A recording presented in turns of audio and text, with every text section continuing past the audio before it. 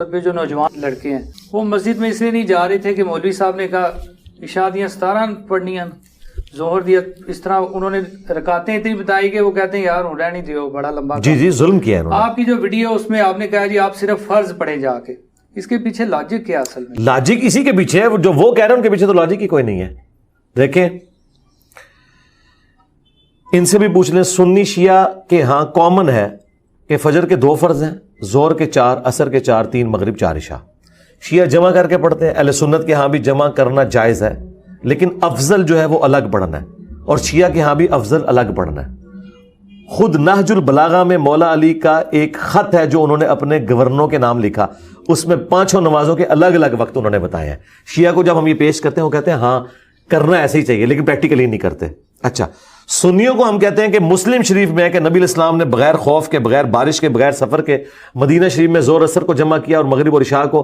اور ابن عباس سے جب لوگوں نے پوچھا کہ ایسا کیوں کیا تھا، انہوں نے کہا تاکہ امت کے لیے آسانی ہو جائے اور کوئی تنگی باقی نہ رہے۔ وہ کہتے ہیں ہاں جائز تو ہے، لیکن ہم نہیں بتائیں گے عوام کو۔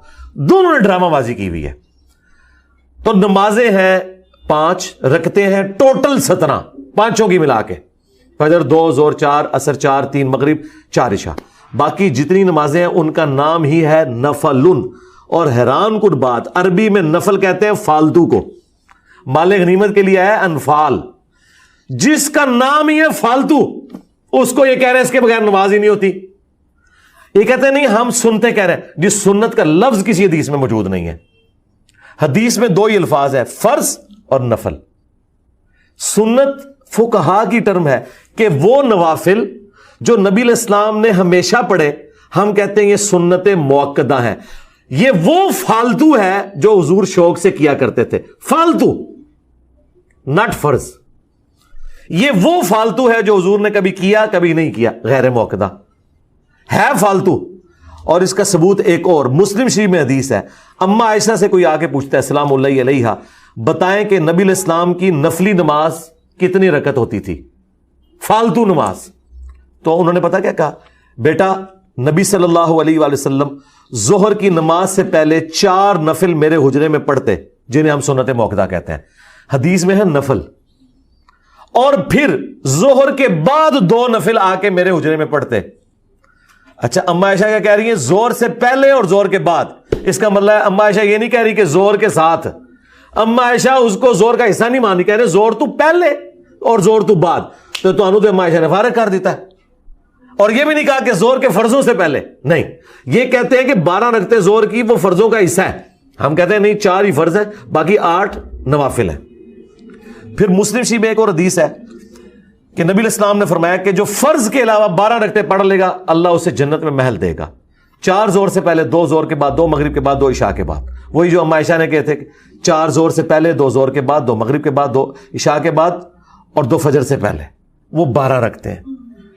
باقی تو جتنی ہے وہ تو مزید لوگوں نے خود سے بھی داخل کر لی ہوئی، ٹوٹل جو رکھتے ہیں وہ 17 ہے فرض، اور اس کے علاوہ نفلی 12 رکھتے ہیں۔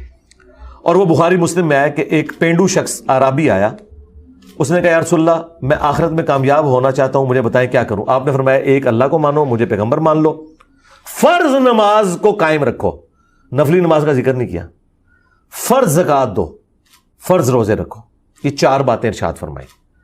حج اس ٹائم فرض نہیں ہوا تھا، اس کا ذکر نہیں کیا۔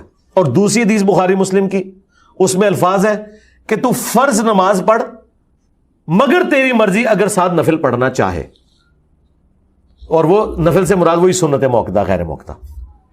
فرض زکات دے، ہاں مگر تو نفلی صدقہ دینا چاہے وہ تیری مرضی۔ فرض روزے رکھ، ہاں نفلی روزے رکھنا چاہے تو تیری مرضی۔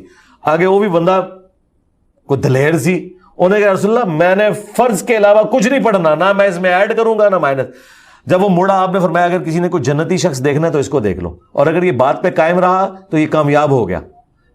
اچھا اب مجھے بتائیں وہ کامیاب ہو گیا یہ کہہ کے کہ یا رسول اللہ میں سنتا نہیں سے پڑھنی ہے، اور ایک کہنے سنتا نہ پڑھو نماز ہی نہیں ہوتی۔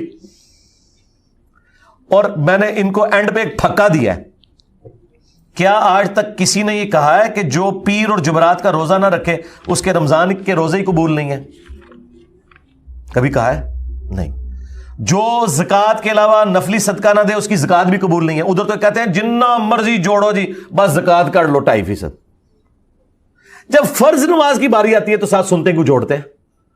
نہ انہوں نے روزے میں سنت روزے جوڑے پیر اور جمعرات کے یا ایام 20 کے, نہ انہوں نے صدقات میں جو نفلی صدقات ہیں وہ جوڑے. وہ کہتے ہیں نہیں 2.5% کافی ہے. نماز میں 17 رکعتیں کافی کیوں نہیں ہے, 12 ساتھ کیوں اٹیچ کی ہوئی ہیں, اور اس سے بڑھ کے یہ کہتے ہیں تراویح نہ پڑھو روزہ ہی نہیں ہوتا. جو تراویح کی نماز ہے یہ ایک فالتو نماز تھی, یہ فالتو پنجابی والا نہیں بولا, نفلی نماز تھی, اس کے اوپر انہوں نے یہ بات کر دی خود نفل ہے وہ. تو یہ میں نے نہیں کہا میرے بھائی, میں نے جو کچھ کہا وہ بخاری مسلم میں لکھا ہے. کہا انہوں نے پوچھو بھی کدے لکھے آج, تو اس کا جواب پتہ کیا دیں گے, علی نہ سنیا کرو, سوال گندم جواب چنا.